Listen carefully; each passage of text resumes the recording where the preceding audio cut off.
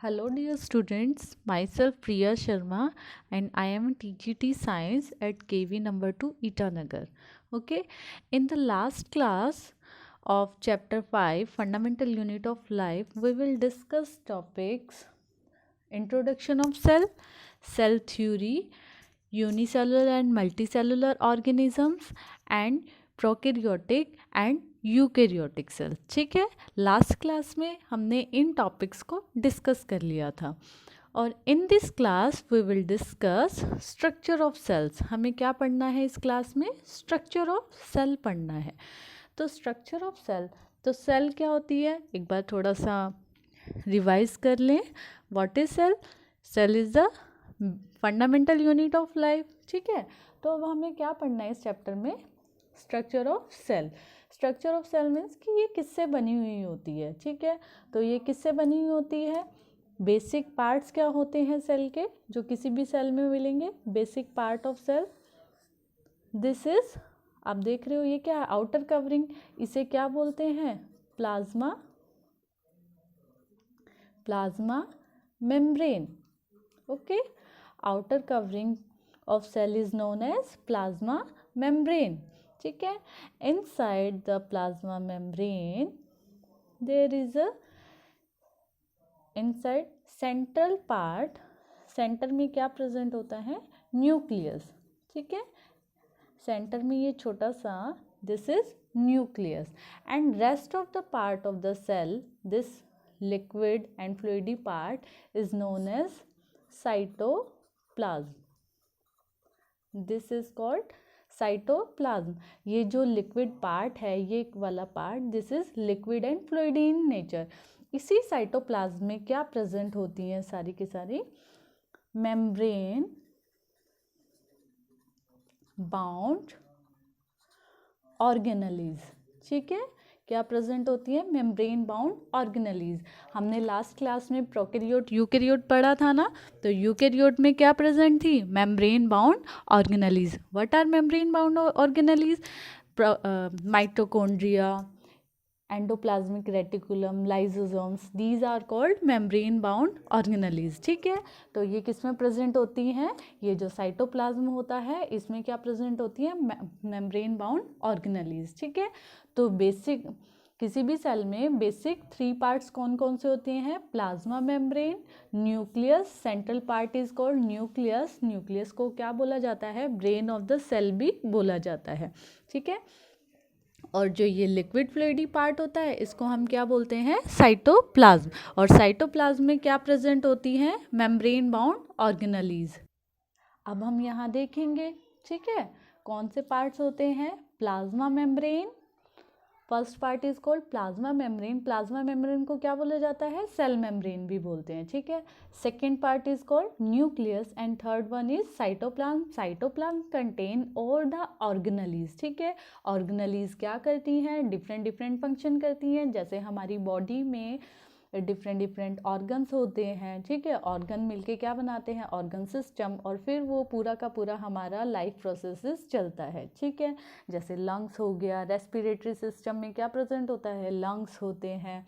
ठीक है, तो वो अपना फंक्शन करता है। एक्सक्रीटरी सिस्टम में किडनीज होती हैं, यूरेटर होता है, तो वो अपना फंक्शन करता है। इसी तरह से सेल को फंक्शन करने के लिए क्या चाहिए? डिफरेंट ऑर्गेनेलीज चाहिए, डिफरेंट डिफरेंट ऑर्गेनेलीज चाहिए। यहाँ पे भी क्या होता है? लेबर ऑफ डिवीज़न, मीन्स कि सेल के अंदर कुछ भी काम है, एनर्जी प्रोडक्शन का, एक्सक्रीशन का, तो सेल के अंदर ये सब डिफरेंट फंक्शन होते हैं जो कौन करता है? Cell organelles. ठीक है, अब हम यहाँ पे प्लाज्मा मेम्ब्रेन को डिटेल में पढ़ेंगे। ठीक है, तो हम देखते हैं प्लाज्मा मेम्ब्रेन को। अब होती क्या है ये प्लाज्मा मेम्ब्रेन? प्लाज्मा मेम्ब्रेन, पहले तो ये बताओ प्लाज्मा मेम्ब्रेन को क्या बोलते हैं? Cell membrane. और एक और बात ध्यान में रखना कि जो प्लाज्मा मेम्ब्रेन होती है वो लिविंग होती है, लिविंग इन नेचर। ठीक है, क्वेश्चन आ जाता है प्लाज्मा मेम्ब्रेन इज लिविंग और नॉन लिविंग, तो plasma membrane is living nature.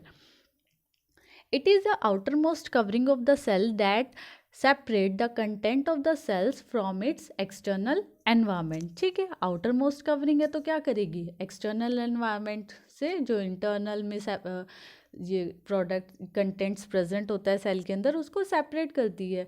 और ये कैसी होती है? It is flexible and elastic in nature. ये कैसी होती है? Flexible and elastic in nature. It is made up of lipids and protein. ये किससे बनी होती है? लिपिड और प्रोटीन से। बस इसमें हमें क्या दो चीज़ें ध्यान में रखनी होती हैं कि ये आउटर मोस्ट कवरिंग होती है, और ये कैसी होती है? फ्लेक्सिबल एंड इलास्टिक, और किससे बनी होती है? लिपिड और प्रोटीन से। ठीक है, तो ये हमें प्लाज्मा मेम्ब्रेन में ध्यान में रखना है। अब इसका फंक्शन देखते हैं। फंक्शन पे ही सारा काम बेस्ड है प्लाज्मा मेम्ब्रेन का। ठीक है, तो अब इसका फंक्शन क्या होता है? फंक्शन देखेंगे हम। It allow entry and exit of some material in and out of the cell. ठीक है, ये क्या करती है? Some material. अब यहाँ पे ध्यान दो, सम मटेरियल मीन्स कि ये कुछ ही मटेरियल को, अब जैसे ये हमारी सेल है, ठीक है, ये प्लाज्मा मेम्ब्रेन है, तो ये क्या करती है? कुछ ही मटेरियल को अंदर जाने देती है और कुछ ही मटेरियल को बाहर आने दे रही है। तो ये क्या कर रही है? सिलेक्ट कर रही है ना कि कौन सी चीज़ें अंदर जाएंगी और कौन सी चीज़ें बाहर जाएंगी। तो ये सिलेक्ट कर रही है। तो सिलेक्ट करने की वजह से प्लाज्मा मेम्ब्रेन को हम लोग क्या बोलते हैं? Selectively permeable membrane. ठीक है, समझ में आया ये? उसके बाद देखते हैं, अब जो सब्सटेंसेस सेल के अंदर जाते हैं, बाहर आते हैं, ठीक है, तो उसके वो कैसे अंदर बाहर जाते हैं, तो वहाँ पे भी प्रोसेस इन्वॉल्व होता है। कोई प्रोसेस, ऐसे दो हमारे पास प्रोसेस होते हैं जिनकी हेल्प से, उन्हीं प्रोसेस की वजह से मटेरियल क्या करते हैं? सेल के अंदर जाते हैं और कुछ मटेरियल सेल से बाहर जाते हैं। तो वो कौन से प्रोसेस होते हैं?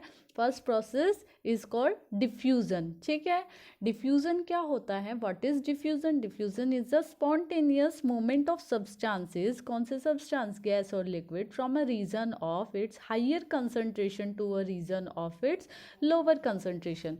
ठीक है, तो अब यहाँ पे देख लेते हैं, जैसे कि ये सेल है, तो डिफ्यूज़न कैसे होगा? मान लो कार्बन डाइऑक्साइड गैस है ये, ठीक है, कार्बन डाइऑक्साइड सेल के बाहर भी है और यहाँ पे भी है, ठीक है, बट कंसंट्रेशन मीन्स ज़्यादा अमाउंट, ठीक है, वो कहाँ पे है? मान लो बाहर ज़्यादा है और कार्बन डाइऑक्साइड सेल के अंदर कम है। तो मूवमेंट कहाँ से कहाँ होगा? अंदर से बाहर होगा या फिर बाहर से अंदर होगा? अभी हमने डेफिनेशन पढ़ी थी ना कि डिफ्यूज़न क्या होता है? Movement of substances from a region of higher concentration to region of lower concentration. ठीक है, हाई से लो की तरफ। तो अब कहाँ से कहाँ होगा मूवमेंट कार्बन डाइऑक्साइड का? बाहर से आउटसाइड टू इनसाइड। ठीक है, अब मान लो ऑक्सीजन अंदर ज़्यादा है और बाहर क्या है? ऑक्सीजन कम है, तो ऑक्सीजन का मूवमेंट बताओ कहाँ से कहाँ होगा? इनसाइड टू आउटसाइड या outside to inside? Inside to outside, क्योंकि अंदर ज़्यादा है ऑक्सीजन। ठीक है, तो इस तरह से हमने डिफ्यूज़न को समझा। ठीक है, तो यहाँ पे एग्जाम्पल भी देख लेते हैं, movement of carbon dioxide and oxygen through plasma membrane. ठीक है, now come to second process that involve in the movement of substances from inside to outside plasma membrane. ठीक है, second process is called osmosis. तो what is osmosis? the movement of water molecule. यहाँ पे specially ध्यान दीजिए, यहाँ gases molecule नहीं है, यहाँ पे क्या है?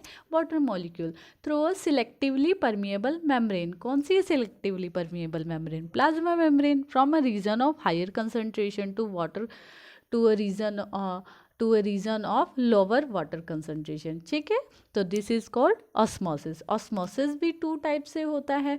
इसमें बताते हैं कि ऑस्मोसिस के कौन से टू टाइप्स हैं?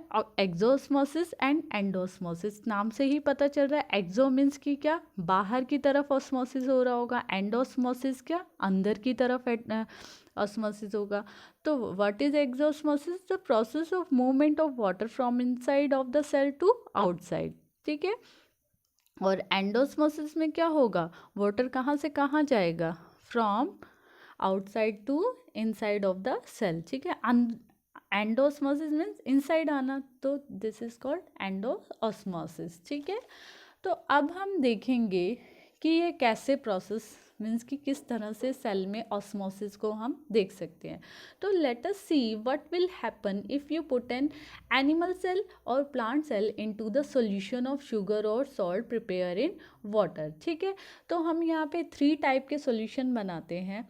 हम देखेंगे कि वो सॉल्यूशन होते कैसे हैं। ठीक है, और अगर हम सेल को इन सॉल्यूशन में रखेंगे तो सेल किस तरह से बिहेव करेगी, उसमें और एंडोस्मोसिस होगा या फिर एक्सोस्मोसिस होगा। ठीक है, और हम फिर रिजल्ट को देखेंगे। तो first type of solution is, जो फर्स्ट टाइप का सॉल्यूशन है हमारे पास वो कैसा है, हाइपोटोनिक सॉल्यूशन। ठीक है, अब ये देखते हैं ये कैसा होता है। If the medium surrounding the cell, ठीक है, सेल के सराउंडिंग का जो मीडियम है has higher water concentration then the solution is called hypotonic solution. ठीक है, if we kept animal cell in hypotonic solution the cell will swell up due to endosmosis and finally it will burst. ठीक है, अब यहाँ पे हमारे पास ये solution दे रखा है। हाइपोटोनिक सॉल्यूशन कैसा होता है कि जो ये हमारी सेल है, ठीक है, दिस इज सेल। सेल को हमने किस में रखा है, हाइपोटोनिक सॉल्यूशन में। हाइपोटोनिक सॉल्यूशन में क्या होता है, वाटर का कंसंट्रेशन ज़्यादा होता है और जो इसमें सॉल्ट हमने मिलाया है उसका कंसंट्रेशन क्या है, कम होता है। इसी वजह से अब वाटर का कंसंट्रेशन, वाटर ज़्यादा अमाउंट में कहाँ है, बाहर की तरफ, बजाय किसके, इंस्टेड ऑफ सेल। सेल के अंदर वाटर इतना ज़्यादा नहीं है। ठीक है, तो वाटर का मूवमेंट आप लोगों ने ऑस्मोसिस पढ़ा है। ऑस्मोसिस में क्या होता है, movement of water from higher concentration to lower concentration. अब सेल वाटर कहाँ से कहाँ जाएगा, आउटसाइड टू इनसाइड। तो आउटसाइड टू इनसाइड जाएगा तो कौन सा प्रोसेस होगा, एंडोस्मोसिस। कौन सा प्रोसेस होगा वहाँ पे, एंडोस्मोसिस। और एंडोस्मोसिस होगा तो क्या होगा, सेल क्या करेगी, स्वेल कर जाएगी। देखो यहाँ पे ये सेल क्या कर गई है, स्वेल कर गई है। यहाँ पे इतना छोटे साइज की थी, यहाँ पे बड़े साइज की। तो यहाँ पे रिजल्ट भी देख लेते हैं, the cell will swell due to endosmosis. Okay, now we come to second type of solution. Second type is hypertonic solution. If the medium has a lower concentration of water than the cell, if the medium has a lower concentration of water, ठीक है, cell के surrounding में जो ये water present है, इस water solution है, ये खाली वाटर तो नहीं है, it is a solution. Solution में हमने क्या ऐड किया हुआ है, सॉल्ट या फिर शुगर। अगर हम इस वाटर में शुगर या सॉल्ट का अमाउंट ज़्यादा कर दें, ठीक है, तो क्या होगा, वाटर का कंसंट्रेशन तो कम हो जाएगा, वाटर कंसंट्रेशन लो हो जाएगा। तो अब तो हाइपरटोनिक सॉल्यूशन कैसा होता है, if the medium has a lower concentration of water than the cell, तो then cell will lose water due to exosmosis and the cell will shrink.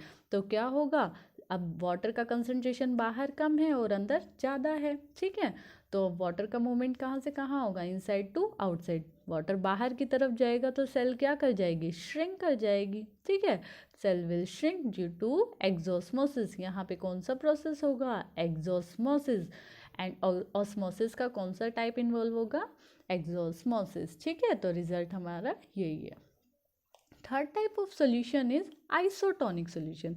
Isotonic solution कैसा सोल्यूशन होता है, if the medium has exactly same water concentration as the cell then there will be no movement of water across the cell membrane take place. मान लो isotonic solution, ये वाला जो solution है हमारा, ये कैसा होता है, मीन्स कि इसमें वाटर का कंसंट्रेशन जितना सेल के अंदर वाटर है उतना ही बाहर भी वाटर है। ठीक है, ठीक है, तो उतना ही वाटर क्या है, बाहर है। मान लो दोनों ही जो वाटर हैं वो क्या हो जाए, सेल के इनसाइड में वाटर का अमाउंट और बाहर में वाटर का कंसंट्रेशन दोनों क्या हो, इक्वल हो, तो मूवमेंट होगा या नहीं होगा। चलो यहाँ पे समझ लेते हैं। ठीक है, तो यहाँ पे हमने ये बनाया, दो जार्स को आपस में कनेक्ट कर दिया। ठीक है, अब क्या देख रहे हो आप, यहाँ दोनों का लेवल क्या है, सेम है, सेम वाटर कंसंट्रेशन है। दोनों जार्स में। तो मूवमेंट कहाँ से कहाँ होगा, कौन सा जार इतना फिल हो जाएगा, कोई फिल होगा अपने आप, नहीं होगा, इनका कंसंट्रेशन इतना ही रहेगा, क्योंकि मूवमेंट अगर जो भी हो रही होगी जितना यहाँ जा रहा है उतना ही यहाँ से यहाँ आ जाएगा, तो इनका तो लेवल नहीं बढ़ेगा ना। तो इसी तरह से आइसोटोनिक सॉल्यूशन होता है हमारे पास, जिसमें क्या होता है, water concentration inside and outside the cell is same. तो यहाँ पे क्या है, no movement of water across the cell membrane take place. तो क्या होगा, सेल का साइज इंक्रीज करेगा या डिक्रीज करेगा या सेम रहेगा। तो यहाँ पे कोई चेंज ही नहीं है सेल के साइज में, तो सेल का साइज सेम रहेगा। तो हमारा रिजल्ट क्या है, no change in the cell shape. Okay, तो इन्हीं से रिलेटेड एक और टर्म आती है हमारे पास, प्लाज्मोलिसिस। ये इम्पॉर्टेंट टर्म है, इसको थोड़ा ध्यान में रखना है। Plasmolysis, when a living plant cell loses water through osmosis, then there is shrinkage or concentration of the content of the cell. This phenomena is known as plasmolysis. ठीक है, मान लो ये हमारी कोई सेल है, ठीक है, और इसमें वाटर का कंसंट्रेशन कम हो रहा है, तो सेल क्या करेगी, श्रिंक करेगी। ठीक है, इस तरह से क्या करेगी, श्रिंक करेगी। श्रिंक करेगी तो जो इसके अंदर कंटेंट है वो भी तो क्या करेंगे, श्रिंक हो जाएंगे ना। सेल के अंदर जो कंटेंट प्रेजेंट है वो भी क्या हो जाएंगे, श्रिंक हो जाएंगे। और इसी प्रोसेस को, इसी फिनोमिना को क्या बोलते हैं, this phenomena is known as plasmolysis. Now come to last topic of this class, that is cell wall. ठीक है, rest of the topic we will discussed in next class. In this class we will discuss now cell wall. What is cell wall? ये भी एक तरह से wall है, outer covering ही लग रही है। तो ये क्या होती है, ये कहाँ प्रेजेंट होती है, it is only present in plant cell. सबसे पहले तो ये ध्यान रखना कि ये किस में प्रेजेंट होती है, सिर्फ प्लांट सेल में। ठीक है, there are two type of cell, plant cell and animal cell. ठीक है, तो ये कहाँ, सेल वॉल हमें कहाँ पे देखने को मिलती है, plant cell. Outer to cell membrane और प्लाज्मा मेम्ब्रेन, ये कहाँ पे होती है, जैसे ये हमने देखी थी, this is our plasma membrane. इसी के ही सराउंडिंग में क्या प्रेजेंट होती है, इसी के ही सराउंडिंग में क्या होती है, सेल वॉल। ठीक है, तो this it is present outer to the cell membrane और plasma membrane. It is rigid. ठीक है, अगर हम इसका प्लाज्मा मेम्ब्रेन से कंपैरिजन करें तो प्लाज्मा मेम्ब्रेन में हमने क्या देखा था, वो कैसी थी, फ्लेक्सिबल थी। ठीक है, और ये कैसी है, rigid. Plasma membrane is elastic and cell wall is non elastic. Cell plasma membrane is living but cell wall is non living. ठीक है, and fully permeable in nature. Cell wall is fully permeable in nature but plasma membrane is semi permeable in nature. आप लोग मुझे बताओ, plasma membrane किससे बनी होती है, किससे बनी होती है, लिपिड्स और प्रोटीन से। और सेल वॉल किससे बनी होती है, it is made up of cellulose. Cellulose क्या है, एक तरह का कार्बोहाइड्रेट्स है। ठीक है, cellulose is hard in nature. अब ये हार्ड होता है, इसीलिए क्या प्रोवाइड करता है सेल को, mechanical strength to the plant cell. And it also prevent plant from osmotic busting. ठीक है, जब ऑस्मोसिस होता है, वाटर आउटसाइड टू इनसाइड जाता है, तो वाटर बहुत ज़्यादा अगर इकट्ठा हो जाएगा तो सेल क्या करेगी, बस्ट कर जाएगी। लेकिन बस्ट नहीं करती, क्यों, क्योंकि वहाँ पे क्या प्रेजेंट होती है, सेल वॉल प्रेजेंट होती है। सेल वॉल किस में हेल्प करती है, बस्टिंग से प्रिवेंट करती है। ठीक है, तो आप लोगों ने डिफरेंस भी देख लिया इसी के साथ, प्लांट सेल और प्लाज्मा मेम्ब्रेन या सेल मेम्ब्रेन। तो इस तरह का डिफरेंस भी आ जाता है, ये बहुत इंपॉर्टेंट है, इसको अच्छे से देख लें। प्लाज्मा मेम्ब्रेन प्लांट सेल और एनिमल सेल दोनों में प्रेजेंट होती है, और सेल वॉल किस में प्रेजेंट होती है, ओनली इन प्लांट सेल। ठीक है, तो आज हम यहीं तक पढ़ेंगे। Rest of the topics we will discuss in our next class. Thank you students.